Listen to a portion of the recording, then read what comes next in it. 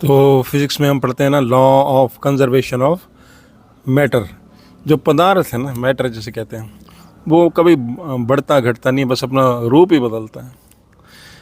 तो इस तरह का भाव है ना, गुरबाणी में भी बहुत शब्दों में आया हुआ है कि जो है मूल रूप से एक ओंकार प्रभु है, जो वो वैसे ही रहता है।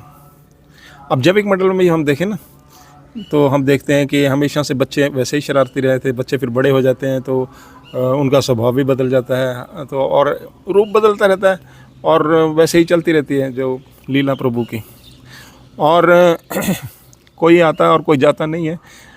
अज्ञानी अगर रूप में रहेगा, अहंकारी रूप में रहेगा, तो हिरण्यकश्यप कहीं भी दिखाई देगा, हर एक युग में दिखाई देगा, और उसके हिस्से में फिर वही आती है, जिल्लत ही आती है।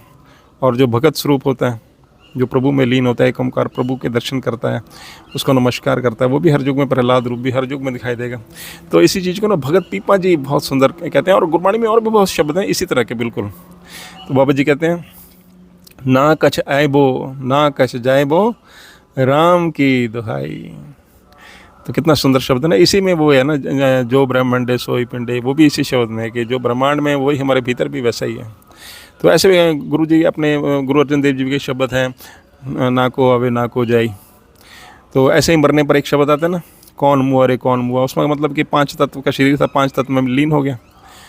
और क्या है कि जो रूप, जो बुढ़ापा था तो नए जने बुढ़े बन जाते हैं, और जो जवान थे वो फिर बुढ़े हो जाते हैं, तो उनकी जगह और जन लेते रहते हैं। और जो लीला प्रभु की चलती रहती है, नाटक ऐसा प्रभु का है, एक ओंकार प्रभु का। तो कोई आता नहीं है भाई, कोई जाता नहीं है, आत्मा का खेल उसी तरह से चलता रहता है।